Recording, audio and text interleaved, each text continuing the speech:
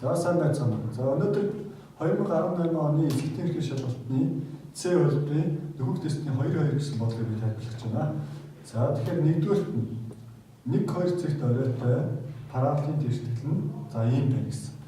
За тэгэхээр нэгдүгээрт нь за бид нар параболын тэгшлэл бол y тэнцүү a гүрчиг нь x-с хасах нь p-ийн квадрат нэмэх нь q томьёогоор өгөгдсөн үед орой цагийн координат нь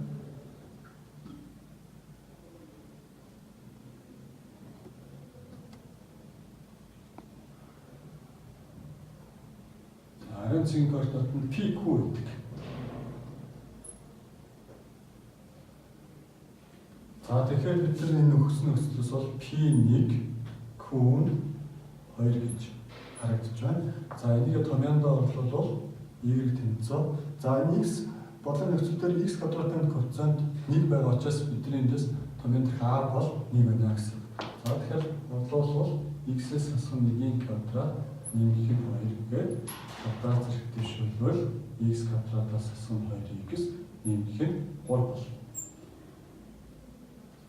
За эндээс бидний a гэсэн тэмдэгт бол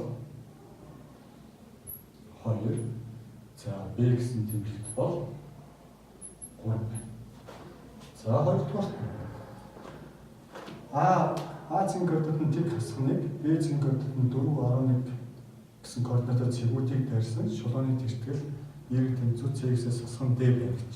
За тэгэхээр хоёр шилбэр болохоор хоёр цэг дайрсан шулууны тэгшлэлийн томьёон бол y-с хасах нь y1, y нь x-с хасах нь x1, тэнцүү y2-оос хасах нь y1, x2-оос хасах нь x1 гэсэн томьёогоор хоёр цэг дайрсан шулууны тэгшлэл бичдэг. За тэгэхээр бид нар А-ийн координатаа x1, y1, B-ийн координатаа x2, y2 гэж бодчихъя. За тэгээд томьёондоо оруулбал y-с хасах нь за хасах нэг угаачаас нэмэх нэг болно. X-с хасах нь тэнцүү за 11 дээр нэмэх нь 1, y-хан 4-өөс хасах нь гэсэн. За эндээс y дээр нэмэх нь 1-ийг y-хан x тэнцүү 3 болно. За эндээс пропорцийн чанар ашиглаж үржүүлж пропорцийн чанар ашиглаж бол y дээр нэмэх нь 1 тэнцүү 3x. За эндээс y тэнцүү 3x-с хасах нь 1. За шулууны тэгшлэл маань тэгэхээр 3x-с хасах нь 1 байна. За эндээс бидний c гэсэн тэмдэгт бол 3, d гэсэн тэмдэгт бол 1 байна. За тэгш өнцөг координат систем дээр тэгэхээр одоо за энэ хоёр бүгд график байна. За тэгэхээр бидний квадрат мөцийн график бол за 1 2 гэсэн зэгтээр оройтой. За өндөр за томьёон ийм байгаа. За өндөр нэг 2 цаг авчи. За 4 үед болохоор 11. Энэ дөрвийг бодлохоор y-ийг бодох нь 11 гарна. За 4 үед 11 бол параллел маань тэгш шигтэй үүсэх учраас за хас 2 үед бас 11 гарна гэсэн.